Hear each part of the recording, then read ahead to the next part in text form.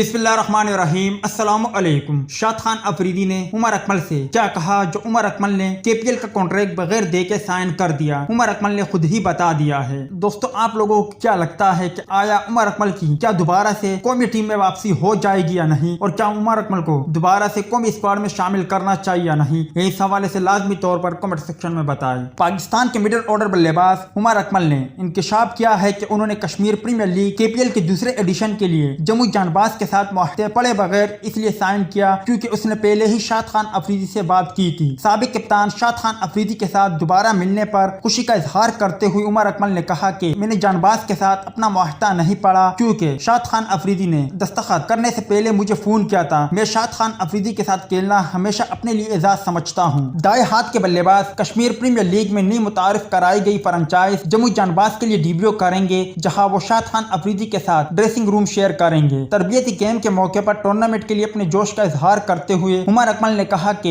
ये केपीएल में उनकी पहली शिरकत होगी और वो हर शूबे में अपनी टीम के लिए अच्छी कारकर्दगी दिखाने की कोशिश करेंगे। याद रहे कि केपीएल के दूसरे सीजन का आगाज 13 अगस्त से होने जा रहा है।